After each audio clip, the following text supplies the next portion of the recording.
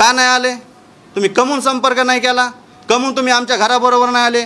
घरापर्यंत गेले नाही? तुम्ही घरापर्यंत गेले तर असे गेले की तुम्ही बोलले की मी खोटं बोलत नाही, मी तुमचं खोटं बोलणं बी सिद्ध करून देतो. जरांगे पाटील तुम्ही कोर्टातून पळून गेले. तुम्ही घरी गेल्याच्या नंतर सांगितलं की मी पहिल्या मजल्यावरून कोर्टाच्या उडी मारली आणि मी पळून चाललोय, मग इथं पळून आलोय आणि माझा एक हात मोडलाय. तुम्ही इतकी नौटंकी केली की तुमचा हात कुठल्या तरी डॉक्टरकडे बांधला आणि स्वतःच्या गळ्यात लटकून गेलात. तुम्ही इतका आमच्याबरोबर खोटं कशासाठी? तुम्हाला स्वतः मोठं होण्यासाठीच ना. हेच मी सांगतोय. आतापर्यंत जरांगे पाटलांनी फक्त हेच केलंय आणि जे आता आमच्याबरोबर घडलेलं आहे हे कोणाबरोबर घडू नाही म्हणून मी प्रामाणिकपणे ही पत्रकार परिषद घ्यायचं काम आहे माझं. कारण समाज भरकटू नाही, आमच्यासारखे युवक कधी परत आणि की असल्या गुन्ह्याला बळी पडू नाहीत. कारण आमचं जिंदगी बर्बाद केली त्या माणसाने. खरं आहे. कारण आमचे आई वडील, आमच्याकडे पैसे नव्हते. मी स्वतः शेतकऱ्याचा मुलगा आहे. माझ्या वडिलाची की तुम्ही मुलाखत ऐकलेली असेल, वामन वाळेकर अक्षरशः ढासा रडत होते, ढासा रडत होते. येरवड्याच्या जेल पुढं रात्र दिवस राहत होते. तुम्ही कधी त्यांचा विचार केला? तुम्ही म्हणतात ना मी समाजासाठी, तुम्ही समाज फक्त स्वतःला मोठं करण्यासाठी भरकटितात. तुम्ही समाजाचा फक्त वापर करतात. आणि लय मुद्दे आहेत माझ्याकडं. काय करणार? आमची आग आहे आग. त्या माणसाने आमचे संसार बर्बाद केलेले आहेत. संसार काय सांगणार ह्या लोकाला? आणि त्या आज समाजाचा पूर्णपणे वापर करतोय तो. हां, तुम्ही प्रामाणिकपणे राहा, आम्ही प्रामाणिकपणे राहतो ना. तुमच्यावर कोणी आरोप केला की समाजाच्या आडून त्या माणसाला सांगायचं, त्या माणसावर हल्ले करायला लावायचे, त्या माणसाला बदनाम करायचं. 4 दिवसापासून त्यांना फक्त एक माहिती म्हणून आमच्या विरोधात मॅसेज सोडायचे काम त्याच्या कार्यकर्त्याकडून झाले. आज त्यांच्याबरोबर आहे. आता मी तुम्हाला सांगतो, आज तो माणूस कोपर्डीच्या हल्ल्यानं आपल्या ह्याच्यानंतर आंतरवालीमध्ये जरांगे पाटलांनी उत्तर द्यावात. आता जरांगे पाटलांनी उत्तर द्यावात. आंतरवालीमध्ये ज्या दिवशी हल्ला झालता त्या दिवशी राजेश टोपे साहेब 2 वेळेस तिथं आलते का? आल्याच्या नंतर त्यांचे कार्यकर्ता आहे, स्वतः समर्थ कारखान्याचा डायरेक्टर आहे, त्यांच्या घरामध्ये मीटिंग काय घेतली होती तुम्ही म्हणजे त्याच्यात जरांगे पाटील नव्हते, पण टोपे साहेब आणि त्यांच्या सहकार्यांनी मीटिंग घेतली. त्या मीटिंगमध्ये काय झालं? तिथून बाहेर निघल्याच्या नंतर भाषण केलं. भाषण केल्याच्या नंतरच 5 ते 6 मिनिटात किंवा अर्ध्या 5-6 मिनिटामध्ये दंगल झाली. दंगलीमध्ये दंगल व्हायच्या अगोदर त्यांचे कार्यकर्त्यांनी स्वतः मला येऊन सांगितलं की जरांगे पाटलांनी असा मेसेज दिलाय, तिथं डिपार्टमेंट आलेले, डिपार्टमेंट आले आणि इथं जर काही समजा घटना घडण्याचा अंदाज दिसला तर तुम्ही सरळ दगडफेक करू शकतात. कशासाठी? तर समाज आहे ना, समाजाच्या ह्याच्यावर फक्त आम्हाला भावनिक करायचं काम केलं. कारण आम्हाला वाटलं हा प्रामाणिक माणूस आता महाग झालेल्या चुका इथून पुढे सुधरीन.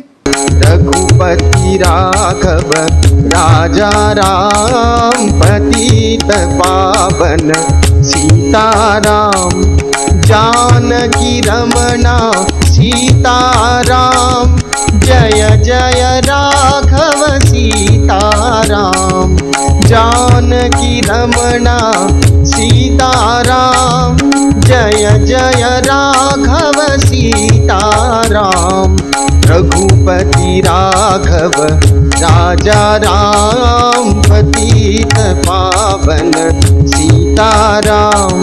कोपर्डी येथील मराठा समाजाच्या एका भगिनीवर अत्याचार झाले, तिला मारून टाकण्यात आलं. निंदनीय, निषेधार्ह अशी ही घटना घडल्यानंतर महाराष्ट्रामध्ये त्या भगिनीला न्याय मिळावा यासाठी अभूतपूर्व असे क्रांती मोर्चे निघाले.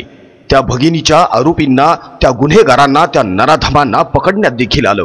मात्र तेव्हा मनोज जरांगे यांनी गणेश खुने, बाबूराव वालकर यांच्यासारख्या तरुणांची माथी भडकवली, त्यांना प्रोत्साहन दिलं. त्यांना सांगितलं की आपण अहमदनगरच्या, म्हणजे त्यावेळचं अहमदनगर, आत्ताचं अहिल्यानगर, अहमदनगरच्या कोर्टामध्ये जाऊया आणि कोर्टात त्या आरोपींना मारूया. मी स्वतः तुमच्यासोबत येईन, मी पुढे राहीन. हे चौघे तरुण मनोज जरांगे यांच्या बोलण्याला फसले आणि कोर्टामध्ये जाऊन यांनी त्या आरोपींना मारहाण केली. मनोज जरांगे उलटे पाय करून पळून गेले होते। त्यानंतर या चारही तरुणांना अटक झाली। त्यांच्या वाट्याला प्रचंड दुःख आलं।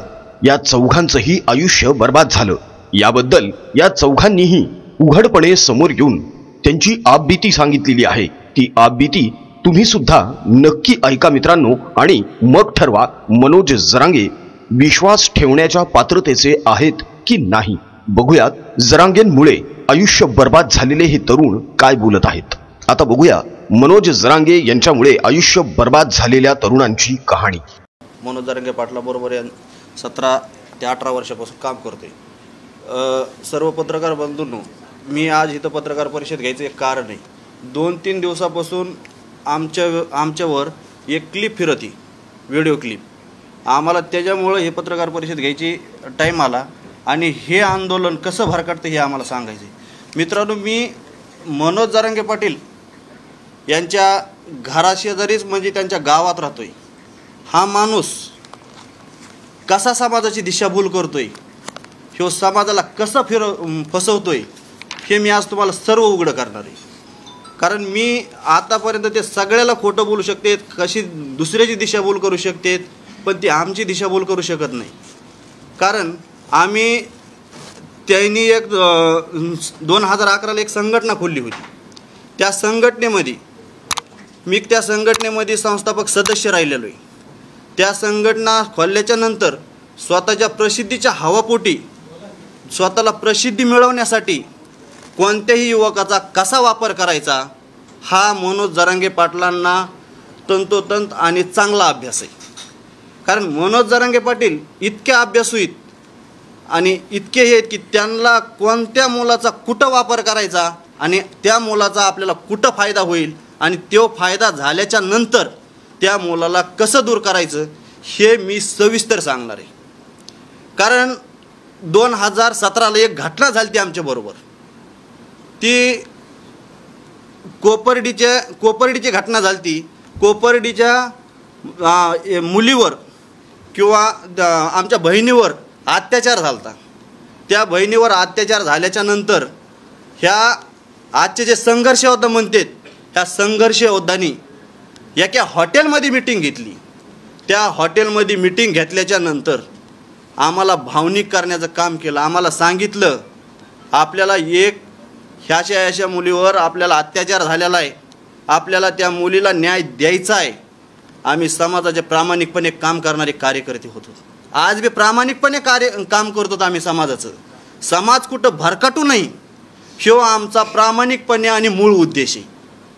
आजचं आंदोलन, कारण त्यावेळेसचं आम्ही सांगतो त्या कोपर्डीचा मुलीवर अन्याय झाल्याच्या नंतर आम्हाला सांगितलं की आपल्याला त्या मुलीला न्याय द्यायचा आहे। मग न्याय कसा द्यायचा, प्रमुख मुद्दे त्यांनी हे केले। त्यांनी सगळी प्लॅन आखला। त्या मीटिंगला आम्ही कमीत कमी 10 ते 12 जण होतो।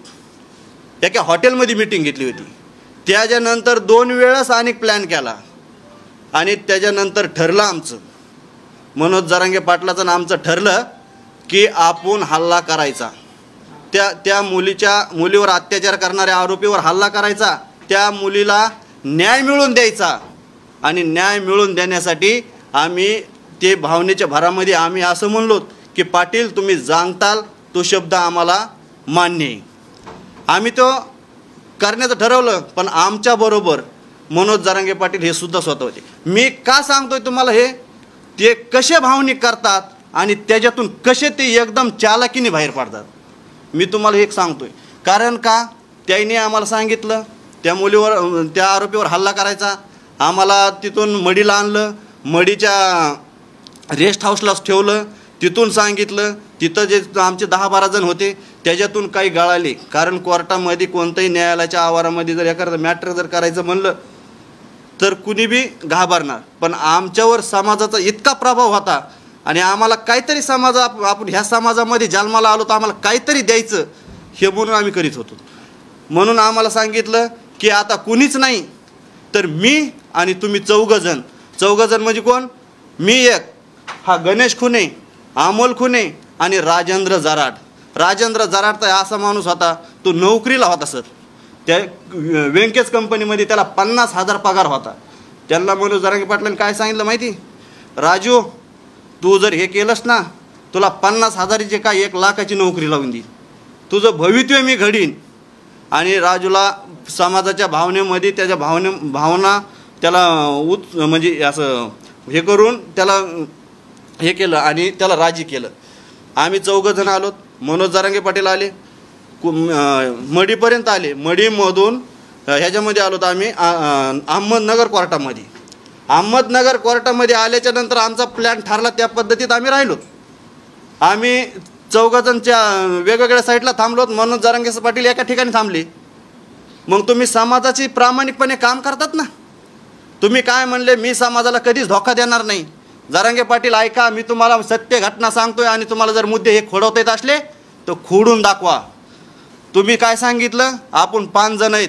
जरांगे पाटील तुम्ही ज्या दिवशी आपला हल्ला करायचा ठरवला होता, आम्ही 4 जणांनी हल्ला केला आणि तुम्ही समाजासाठी काम करणारे शिवबा संघटनेचे संस्थापक अध्यक्ष त्या कोपर्डी अहमदनगरच्या कोर्टामधून पळ काढला आणि गावाकडे गेलात. तुम्ही संस्थापक अध्यक्ष ना, तुम्ही हमेशा काय करता माहिती का, की दुसऱ्याच्या खांद्यावर बंदूक ठेवायचं काम करतात आणि त्यांचा वापर पुरेपूर करतात. त्यांनी तर आज पत्रकार परिषदेमध्ये सिद्ध केलं आहे की माझ्यावर कोणताही गुन्हा नाही, फक्त 420चाच गुन्हा आहे. आणि 420चा गुन्हा का झाला, मी तुम्हाला आज परत हे सांगतो. 420चा गुन्हा फक्त एक झाला, ते बी फक्त एका माणसाला फसवल्यामुळं. पण मनोज जरांगे पाटलांनी एकाच माणसाला फसवलं आहे का आर्थिकमध्ये? नाही. मनोज जरांगे पाटलांनी कमीत कमी 10-12 जणांचे अख्खे संसार उद्ध्वस्त केले. मी त्यांचे नावासकट सांगून देतो. मनोज जरांगे पाटील एक दिवस असा होता की मनोज जरांगे पाटलाला जर बाथरूमला जरी जायचं असलं ना तर एक मुलगा त्याच्यासाठी डबा घेऊन जायचा. डबा त्या मुलाचा इतका प्रामाणिकपणे त्यांच्यावर जीव लावलेला माणसाला आज बर्बाद केलाय आणि तो आज लोकांच्या इथं कामाला आहे सालानी. मनोज जरांगे पाटील तुम्ही अशी संसार उद्ध्वस्त केलेली. का तुम्ही केलं हे? तुम्ही सांगता ना मी प्रामाणिकपणे समाजाशी काम करतो. तुम्ही आमचं समाजाशी आम्ही आतमध्ये गेल्याच्या नंतर तुम्ही आम्हाला आतमध्ये जायचं सांगितलं, ठीक आहे, पळून गेले. पळून गेल्याच्या नंतर तुम्ही कोर्टात आलात. आम्हाला कोर्टामध्ये आणताना तुम्ही काय सांगितलं, बाबांनो मी ह्याच्यासाठी बाहेर निघलो की तुम्हाला बी कुणीतरी बाहेर काढायला माणूस पाहिजे होता आणि मी आज बाहेर आहे आणि मी तुम्हाला सुखरूपपणे बाहेर काढीन, तुमच्या परिवाराला आणि तुम्हाला कुठंच उघड्यावर पडून देणार नाही. आणि तुम्ही हे बार सांगितलेलं आहे, पण तुम्ही ना आमच्या परिवाराला मदत केली ना तुम्ही आम्हाला मदत केली. तुम्ही काय सांगितलं की मी तुम्हाला कुठंच उघडं पडून देणार नाही. जरांगे पाटील ज्या वेळेस आम्ही जेलला गेलो, तुम्ही सुरुवातीला भेटल्याच्या नंतर त्याच्यानंतर 8 महिन्यांनी तुम्ही आले. तुम्ही 8 महिने आमची भेटसुद्धा नाही घेतली. तुम्ही 8 महिने होते कुठं, का नाही आले? तुम्ही कमून संपर्क नाही केला, कमून तुम्ही आमच्या घराबरोबर नाही आले, घरापर्यंत गेले नाही. तुम्ही घरापर्यंत गेले तर असे गेले की तुम्ही बोलले की मी खोटं बोलत नाही. मी तुमचं खोटं बोलणं बी सिद्ध करून देतो. जरांगे पाटील तुम्ही कोर्टातून पळून गेले. तुम्ही घरी गेल्याच्या नंतर सांगितलं की मी पहिल्या मजल्यावरून कोर्टाच्या उडी मारली आणि मी पळून चाललोय, मग इथं पळून आलोय आणि माझा एक हात मोडलाय. तुम्ही इतकी नौटंकी केली की तुमचा हात कुठल्या तरी डॉक्टरकडे बांधला आणि स्वतःच्या गळ्यात लटकून गेलात. तुम्ही इतकं आमच्याबरोबर खोटं कशासाठी? तुम्हाला स्वतः मोठं होण्यासाठीच ना. हेच मी सांगतोय, आतापर्यंत जरांगे पाटलांनी फक्त हेच केलंय आणि जे आता आमच्याबरोबर घडलेलं आहे हे कोणाबरोबर घडू नाही. म्हणून मी प्रामाणिकपणे ही पत्रकार परिषद घ्यायचं काम आहे माझं. कारण समाज भरकटू नाही, आमच्यासारखे युवक कधी परत आणि की असल्या गुन्ह्याला बळी पडू नाहीत. कारण आमचं जिंदगी बर्बाद केली त्या माणसाने. खरं आहे, कारण आमचे आईवडील, आमच्याकडे पैसे नव्हते. मी स्वतः शेतकऱ्याचा मुलगा आहे. माझ्या वडिलाची की तुम्ही मुलाखत ऐकलेली असेल, वामन वाळेकर अक्षरशः ढासा रडत होते, ढासा रडत होते. येरवाड्याच्या जेल पुढं रात्र दिवस राहत होते. तुम्ही कधी त्यांचा विचार केला? तुम्ही म्हणतात ना मी समाजासाठी, तुम्ही समाज फक्त स्वतःला मोठं करण्यासाठी भरकटितात. तुम्ही समाजाचा फक्त वापर करतात. आणि लय मुद्दे आहेत माझ्याकडं.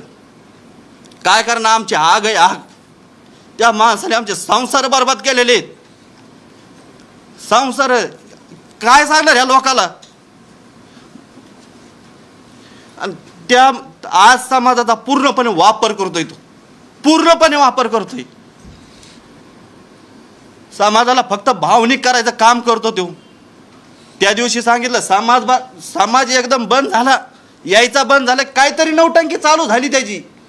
जे म्हणले ना रक्तस्राव झालाय, नाकातून रक्तस्राव झालाय, अहो रुमालाला कुंकू लावलं होत्या माणसाने. इथपर्यंत नाटकं, आणि समाज भावनिक केला. अरे कशासाठी करता? तुम्हाला नेता व्हायचंय ना व्हा, पण समाज भरकटू नका, समाजाची दिशाभूल करू नका. तुम्हाला काय वाटतं? समाजाचा वापर करून तुम्ही मोठे होता. शिवाजी महाराजांच्या हात याला फोटोला थोडं हे झालं की हात लावता आणि समाज भावनिक करता, बस झालं. तुम्ही कधी आमचा विचार केला? कधी समाजाचा विचार केला? तुम्ही आजचं म्हणतात की आरक्षण आणि समाजाला दिशा देण्यासाठी, समाज पुढे नेण्यासाठी मी आंदोलन करतोय, उपोषण करतोय, तुम्ही मला साथ द्या, तुम्ही हेच म्हणतात ना. मग मला एक सांगा, तुम्ही जे उपोषण करतात, ज्या आंदोलन करतात, आता रास्ता रोको केले, ह्या रास्ता रोकोमध्ये 17 ते 18 वर्षाच्या मुलावर गुन्हे दाखल केले, तुम्ही त्यांना दिशा दिली का त्यांची जिंदगी बर्बाद केली? शिक्षण करणारे मुलं आहेत, शिकत आहेत, त्यांच्यावर गुन्हे दाखल झाले, हे पुढे चालून काय करणार आहेत? गुन्हा दाखल झाल्याच्या नंतर कुठं नोकरी, सरकारी गव्हर्नमेंट नोकरी करता येईल ह्यांना? नाही. तुम्ही असं करून समाजाला दिशाभूल करू नका. तुम्ही समाजाची दिशाभूल करता. आणि तुम्हाला मी एक सांगतो, कोपर्डीच्या हल्ल्यामध्ये सुद्धा हेच झालं. आम्हाला सांगितलं, परत सांगितलं की आपल्याला समाजाचं काम करायचं. इथून जे झालं गेलं ते विसरून जा. आमची फक्त आतापर्यंत ढाल म्हणून वापर केली त्या माणसाने, ढाल. त्याच्यावर कुठं जर संकट यायचा अंदाज असला की सांगितलं जा आम्हाला. मग समाजाच्या नावावर, समाजाचं खऱ्या प्रामाणिकपणे समाजाचं काम आम्ही करणार आहेत. आणि आम्ही समाजाला दाखवून दिलंय, समाजासाठी आमच्यावर केसेस आहेत. तुझ्यावर काय? तू समाजाचं प्रामाणिकपणे काम करतो, का केसेस नाही तुझ्यावर? जे समाजासाठी काम करतात त्यांच्यावर केसेस होतेत, आणि तुम्ही केसेसला 100% घाबरतात. म्हणून तुम्ही समाजाला पुढं करतात, समाजाची ढाल करतात. आणि त्यांच्या विरोधात बोललं की एकच आहे, माझ्या विरुद्ध ट्रॅप रचवला. ह्याच्या व्यतिरिक्त त्यांच्याकडे काहीच नाही बोलायला. ट्रॅप रचवला. कशामुळे रचवत्या? जर तुम्ही खरोखरच प्रामाणिक समाजाचं काम करणार असलात, आम्ही कशाला ट्रॅप रचव? आणि कशाला कोणाच्या ट्रॅप? आणि कोण आहे आम्हाला ट्रॅप देणार? हां, तुम्ही प्रामाणिकपणे राहा, आम्ही प्रामाणिकपणे राहतो ना. तुमच्यावर कोणी आरोप केला की समाजाच्या आडून त्या माणसाला सांगायचं, त्या माणसावर हल्ले करायला लावायचे, त्या माणसाला बदनाम करायचं. 4 दिवसापासून त्यांना फक्त एक माहिती, म्हणून आमच्या विरोधात मॅसेज सोडायचे काम त्याच्या कार्यकर्त्याकडून झाले. आज त्यांच्याबरोबर आहे. आता मी तुम्हाला सांगतो, आज तो माणूस कोपर्डीच्या हल्ल्यानं आपल्या ह्याच्यानंतर आंतरवालीमध्ये जरांगे पाटलांनी उत्तर द्यावात. आता जरांगे पाटलांनी उत्तर द्यावात. आंतरवालीमध्ये ज्या दिवशी हल्ला झालता त्या दिवशी राजेश टोपे साहेब 2 वेळेस तिथं आलते का? आल्याच्या नंतर त्यांचे कार्यकर्ता आहे, स्वतः समर्थ कारखान्याचा डायरेक्टर आहे, त्यांच्या घरामध्ये मीटिंग काय घेतली होती तुम्ही म्हणजे त्याच्यात जरांगे पाटील नव्हते, पण टोपे साहेब आणि त्यांच्या सहकार्यांनी मीटिंग घेतली. त्या मीटिंगमध्ये काय झालं? तिथून बाहेर निघल्याच्या नंतर भाषण केलं. भाषण केल्याच्या नंतरच 5 ते 6 मिनिटात किंवा 5-6 मिनिटामध्ये दंगल झाली. दंगलीमध्ये दंगल व्हायच्या अगोदर त्यांचे कार्यकर्त्यांनी स्वतः मला येऊन सांगितलं की जरांगे पाटलांनी असा मेसेज दिलाय, तिथं डिपार्टमेंट आले आणि इथं जर काही समजा घटना घडण्याचा अंदाज दिसला तर तुम्ही सरळ दगडफेक करू शकतात. कशासाठी? तर समाज आहे ना, समाजाच्या ह्याच्यावर फक्त आम्हाला भावनिक करायचं काम केलं. कारण आम्हाला वाटलं हा प्रामाणिक माणूस आता महागा झालेल्या चुका इथून पुढे सुधरीन, प्रामाणिकपणे समाजाचं काम करीन. पण त्याने तिथं बी हेच केलं, आम्हाला ढाल बनवली. आम्ही तर समजा पुरुष आहेत, आम्हाला ढाल बनवली. त्या माणसाने महिलाला सुद्धा ढाल बनवली. महिला बोलून घेतल्या आणि स्वतःला काढा बनवायला लावला. आज जे महिलाला मार बसलाय ना, याला फक्त कारणीभूत जरांगे पाटील. कारण जर तुम्ही महिला तिथं बोलून घेत नव्हता तर महिलांना मार बसत नव्हता आणि महिलाचे डोके सुद्धा फुटत नव्हते. तुम्ही कुठल्या पातळीपर्यंत चालले? तुम्ही ह्याचा कधी विचार केला का? तुम्ही महिलाला पुढं करतात, महिलाला ढाल बनवतात, कधी युवकाला ढाल बनवतात आणि तुम्ही सेफमध्ये पाठीमागं राहतात. कारण तुम्हाला स्वतःला फक्त नेता व्हायचंय, तुम्हाला समाजाचं काय घेणं देणं नाही. आणि आज बी मी असे पुरावे देतोय की हे सांगतात ना मी त्यांच्याबरोबर नाही किंवा माझा कोणत्याही राजकारणाशी संबंध नाही, माझ्या पाठीमागं कुणी नाही. जरांगे पाटील, तुम्ही 2019ला एक सभा घेतली होती आणि एका नेत्याला पाठिंबा दिलता. तुम्ही ते पाठिंबा कोणाला दिलता? राष्ट्रवादीलाच दिलता ना. आम्हाला सांगितलं होतं. तुम्ही तेव्हापासून राष्ट्रवादीचंच काम करतात. आज बी तुमच्या आंदोलनामध्ये जितकेही लोक आहेत, जितकेही लोक, कुणी असा एक बी माणूस दाखवा की इतर पक्षाचा आहे, टोटल राष्ट्रवादीचे, टोटल राष्ट्रवादीचे. त्यांचा आजपर्यंतचा इतिहास आहे. जितके बी आंदोलनं झाले तेवढे राष्ट्रवादीच्याच गावात झाले. तुम्ही का दुसऱ्या गावामध्ये आंदोलन घेऊ शकले नाही? कारण तुम्हाला माहिती, इकडं जर 2 फळी असली तर इथं भांडफूट होऊ शकते. म्हणून तुम्ही फक्त राष्ट्रवादीच्याच गावात आंदोलन केले. तुम्ही राष्ट्रवादीला सपोर्ट करतात आणि तुमच्या पाठीमागं मी 100% पुराव्यानिशी सांगतो की शरद पवार साहेबांनी आणि टोपे साहेबांनीच हात दिलेला आहे आणि तुम्ही त्याच्याशिवाय इथपर्यंत पोहोचूच शकत नाही. तुम्ही फक्त समाजाची ढाल करता आणि समाजाचा वापर करून घेता. मित्रांनो,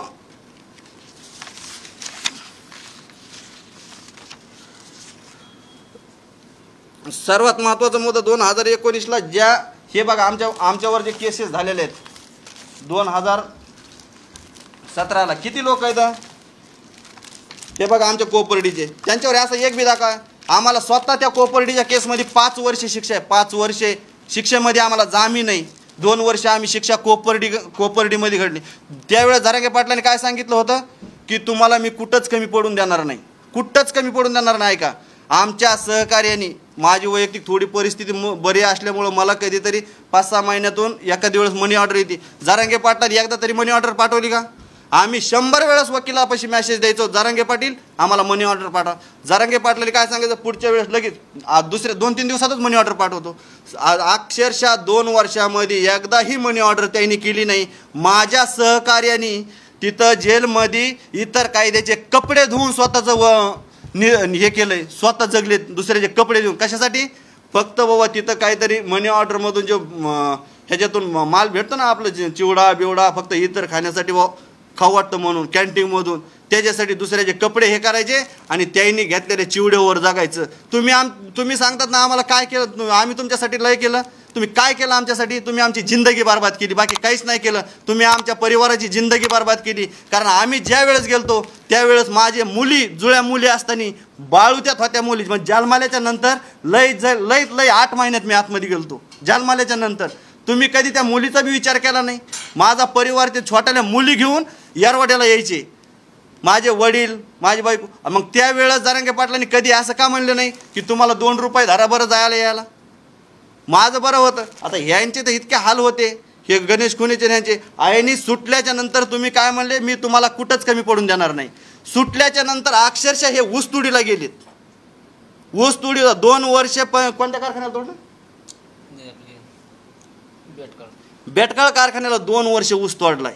का तुम्ही काहीच कमी पडून देणार नव्हते ना? मग कसं काय हे ऊसतोडीला गेले? तुम्ही कधी विचार केला? आणि सुटल्याच्या नंतर, सुटून आल्याच्या नंतर त्या माणसाने आजपर्यंत बी आम्हाला कधी हे विचारलं नाही की तुमच्या केसचं झालंय काय, तुमची केस ओपन झाली का, तुमची केस कुठपर्यंत आली, हायकोर्टामध्ये चालू आहे का, वकील लावायचेत का, हितपर्यंत आजपर्यंत बी कधी त्यांनी खुलासा केलेला नाही. मग ते काम कोणाचं आहे? जरांगे पाटलाचं आहे का नाही? आम्ही तुमच्यासाठी मॅटर केलं, आम्ही शिवबा संघटनेसाठी मॅटर केलं. तुमचं नाव कुठंतरी मोठं हो ही तुमची अपेक्षा होती आणि म्हणून आम्ही मॅटर केलं. आम्हाला आतमध्ये जायच्या अगोदर सांगितलं, हरीश साळवेसारखे वकील लावले. हरीश साळवेसारखे आपल्यासाठी इतकी वकिलाची प्रचंड मोठी टीम आहे की तुम्ही काही जरी केलं तरी तुम्ही 8 दिवसाच्या पुढे थांबणार नाही.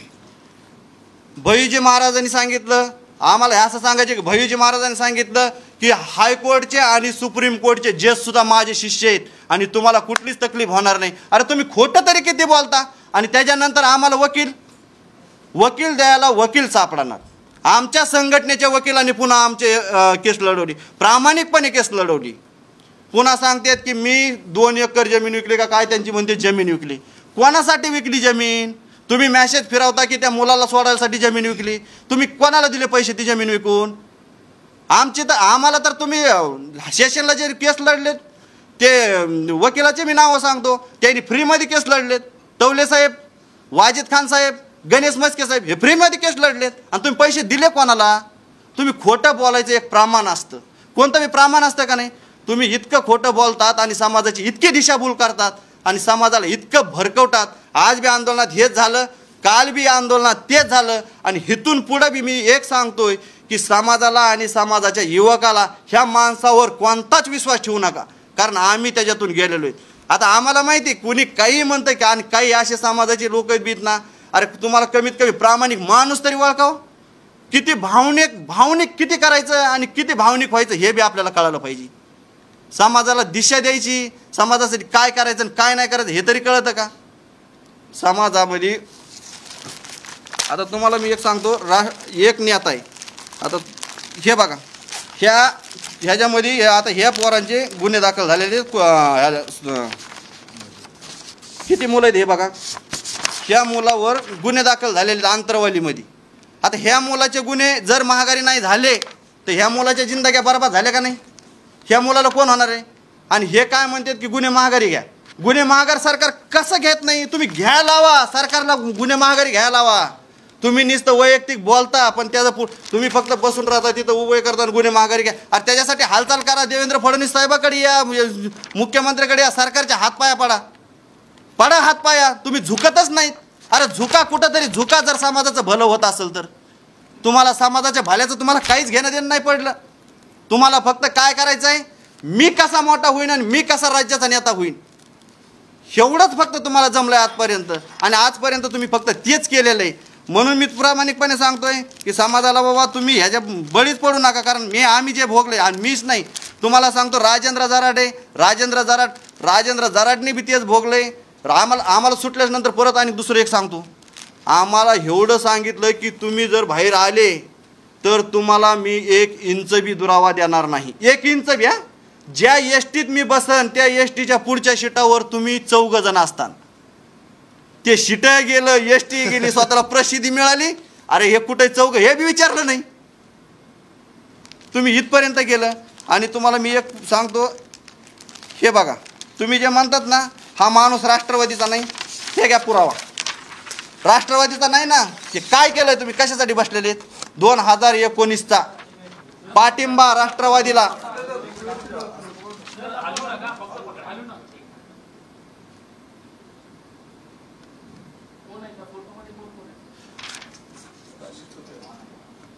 स्वतः राजेश टोपे आणि मनोज जरांगे पाटील, भैयासाहेब आणि मनोज जरांगे पाटील हे 2019ला पाठिंबा दिला. तेव्हापासून हे राष्ट्रवादीचंच काम करतात आणि त्याच्या अगोदरही राष्ट्रवादीचंच काम करीत होते, कारण आम्ही त्या माणसाबरोबर राहिलेलो आहेत. आणि ह्या 2000 इलेक्शनला मी स्वतः गाडी चालवत होतो, ड्रायव्हर माणूस आहे मी. पुण्याला गाडीवर चालवत असताना मला सांगितलं की आपल्याला राष्ट्रवादीचं काम करायचं आहे आणि तू इथं ये आणि तुम्हाला काही कुठं कमी पडून देणार नाही, तुम्हाला फायली काढून देईन, हे करीन ते करीन, तुला गाडी चालवायची गरज पडणार नाही. आणि त्याच्यानंतर आम्ही येऊन स्वतः घनसावंगीमध्ये सभा घेतली, यांची पाठिंब्याला सभा लावली. आणि सभा झाल्याच्या नंतर आम्हाला कुठलेच मन हे बी विचारलं नाही. आणि हे महाशय राजेश भाया टोपे साहेब यांच्या कंटिन्यू संपर्कात राहिले आणि आम्हाला वाऱ्यावर सोडून दिलं. आज बी तेच होणार आहे, इथून पुढे बी तेच होणार आहे. आज जे आंतरवालीमध्ये बी जे आहेत ह्यांची बी तीच दशा आहे आणि तीच दिशा आहे. आणि जे आज आलेले आहेत हे काय प्रामाणिक नाही, जे आज हे जे आहेत त्यांच्याबरोबर आज आहेत ते टोटल राष्ट्रवादीचे, टोटल मी सिद्ध करतो. कारण एवढ्याले मूक मोर्चे झाले, कधी ते झेंडा घेऊन नाही आले, कधी मोर्चामध्ये नाही आले, कोणत्या मराठा चळवळीमध्ये नाही आले. आणि तुम्हाला आजच एवढा कस काय अचानक पुळका आला? तुम्ही कधीतरी एखाद्या वेळेस समाजामध्ये यायचं होतं ना, समाजाचं कोणतं तरी कामाला. अरे तुम्ही समाजाच्या शिवजयंतीच्या स्टेजवर कधी नाही आले आणि आज तुम्ही समाजासाठी इतकं भांडता, कसं काय भांडता? तुम्ही भांडलं पाहिजे पण पहिल्यापासून. आणि जर आता जर तुम्ही खरोखरच प्रामाणिकपणे काम करीत असलात तर इथून पुढेही समाजासाठी तेवढंच प्रामाणिकपणे काम करा. जर तुम्हाला वाटत असेल तर मी प्रामाणिकपणे आम्ही त्यांच्या बाजूचे काम करतो. त्यांच्याबरोबर आजची जी टीम आहे ती फक्त राष्ट्रवादीचे पंचायत समिती सदस्य, जेवढे राष्ट्रवादी ग्रामपंचायत सदस्य, सरपंच हे असेच लोक आहेत आणि इतर कोणीही नाही. आणि फक्त त्याच्यामध्ये एक आंतरवालीचा सरपंच आहे, तो एक फक्त इतर पक्षाचा आहे आणि तो बी कसा आहे राष्ट्रवादीमधून आलेला आहे. आणि गाव असल्यामुळं तो बी तिथं ठेवला नाही, तर त्यालाही माझ्या मते ठेवलं नसतं, कारण तो सरपंच आहे म्हणून ठेवला आहे. आणि प्रामाणिकपणे मी सांगतो त्याला त्याच्यामुळे ठेवलं असेल, कारण मला आता त्यांचं माहीत नाही त्यांनी कशामुळे ठेवलं ती, पण त्यांचं हे एवढं हे आहे. त्यांनी अनेक गोष्टी आमच्याबरोबर फ्रॉड केलेल्या आहेत.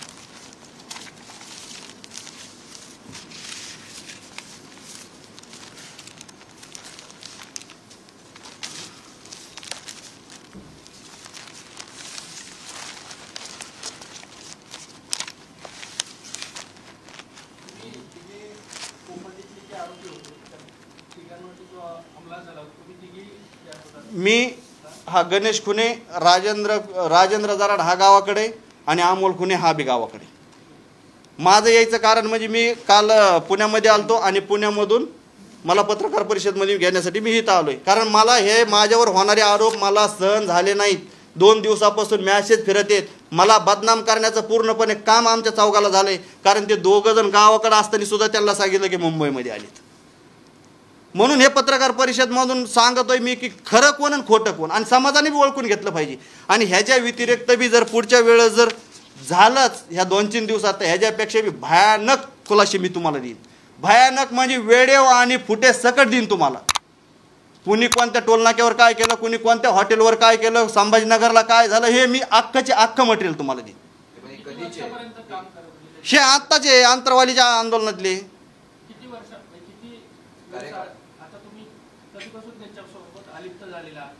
मी कमीत कमी 2 महिने झाला अलिप्त आहे. 2 महिन्यापासून माझा एक व्हिडिओ व्हायरल झालेला आहे. मी म्हणजे ते मुंबईला येताना, आणि तो व्हिडिओ व्हायरल करायचं बी एक कारण होतं. तुम्ही समाजासाठी करतात म्हणतात ना. महाकाळा फाट्यावर जरांगे पाटील येत असताना ॲक्सिडेंट झाला आणि त्याच्यात एक युवक गेला. युवक गेल्याच्या नंतर जरांगे पाटील तिकडं थोडंही डोकायला म्हणजे बघायला गेले नाही. सरळ कवड्याच्या माळा घालून आणि रुमाल टाकून पब्लिकमध्ये फक्त असे हातवारे करीत निघत होते. तुम्हाला जर समाजाची कळकळ असते ना, तुम्ही त्या युवकाकडे गेले असते. तो युवक कोणत्या कास्टचा होता, कोणत्या ह्याचा मला काही घेणं देणं नाही होता. म्हणजे झालेली घटनेकडे तुम्ही जर माणुसकी म्हणून जर बघितलं असतं, माणुसकी, जात सोडून द्या, जातीच्या पलीकडे बी एक माणुसकी, आणि ती माणुसकी तुम्हाला दाखवण्याचं तिथं एक वेळ आणि टायमिंग होता, तो सुद्धा तुम्हाला करता नाही आला. तुम्ही फक्त हारतुरे केले, आणि हारतुऱ्यासाठी हा माणूस भुकेलेला आहे, भुकेलेला. तुम्ही आरक्षणासाठी म्हणता. तुम्ही ज्या गेलेल्या 102 का 103 युवक गेलेत ह्या मराठा आंदोलनासाठी, तुम्ही त्यांना किती जणाला भेटायला गेले? ज्यांना भेटायला गेले, ज्या गावात भेटायला गेले त्या गावात तुम्ही सत्कार करून घेतले. नेमकं तुम्ही सत्काराला गेलते का त्या युवकाला गेलते? ह्यो बी आम्हाला एक प्रश्न आहे ना. त्या युवकाला भेटायला गेलते का तुम्ही सत्काराला गेलते?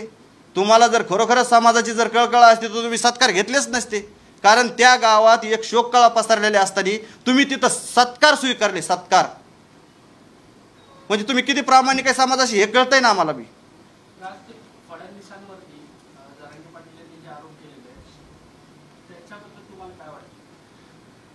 ते वैयक्तिक त्यांचा प्रश्न आहे, मला काय. त्यांना जे काय वाटत असेल त्याच्यामुळे आरोप करीत असतील, किंवा त्यांच्या पाठीमागं कोणीतरी राजकारणी असेल सांगायला ह्यांना टार्गेट करा. आजच्या पत्रकार परिषदेमध्ये मी तुम्हाला सांगतो, त्यांनी जितके बी आरोप केले तेवढे कोणते नेते इथं फक्त इतर पक्षाचे, राष्ट्रवादीच्या एकही नेत्यावर त्यांनी आरोप केलेला नाही. बस. आता तुम्ही त्याच्यासोबत इतके वर्ष झाले, पण आताच का तिच्यावर आरोप करताय? म्हणजे नेमकं कारण काय आताच आरोप करण्याचं? त्याच्यामुळे 17 वर्ष तुम्ही असं म्हणतात, मग आताच का आरोप केला त्यांच्यावर? मी तुम्हाला सांगतोय ना, समाज भरकटायला लागला, समाजाचा वापर करायला लागलेत ती. तुम्हाला तेव्हापासून कोपटी पण तुमचे आरोप होत गेले, पण आताच तुम्ही स्पष्टीकरण देता त्याच्यावर. आतापर्यंत आम्हाला असं वाटलं की कुठंतरी हे स्टॉप होईल, कुठंतरी समाजाची दिशाभूल करायचा थांबन, त्याची दिशाभूल करायचीच थांबा ना. म्हणून आम्हाला वेळ आली सांगायची. समाज भरकटू नाही, समाजावर पुन्हा आणि अशी कुठली अशी वेळ येऊ नये आमच्यासारखी, म्हणून बोललो. मनोज जरांगे यांनी आयुष्य बर्बाद केलेल्या या तरुणाने एका अत्यंत महत्त्वाच्या मुद्द्याला हात घातलेला आहे. यांचं म्हणणं असं आहे की जेव्हा आंतरवली सराटी येथे आंदोलन उपोषण सुरू होतं तेव्हा राजेश टोपे यांच्या काही बैठका झाल्या. त्यानंतर लगेचच मनोज जरांगे यांचं 5 मिनिटांचं भाषण झालं आणि त्या 5 मिनिटांच्या भाषणानंतर लगेचच तिथे लाठीचार्ज झाला. मात्र तेव्हा मनोज जरांगे यांचे काही सहकारी या तरुणांना भेटले होते आणि त्या तरुणांना भेटून त्यांनी मनोज जरांगे यांचा निरोप पोहोचवला होता की पोलिसांवर दगडफेक करा असं उघडपणे या तरुणाने पत्रकार परिषदेमध्ये कबूल केलेलं आहे. म्हणजेच काय तर पोलिसांवर जी दगडफेक झालेली आहे ती पूर्वनियोजित होती असं या तरुणाचं म्हणणं आहे. पोलिसांवर दगडफेक झाल्यानंतर तिथे उपस्थित आंदोलनकर्त्यांवर पोलिसांनी लाठीचार्ज केला, म्हणजे सुरुवात आधी यांच्याकडून झालेली आहे असं या तरुणाचं म्हणणं आहे.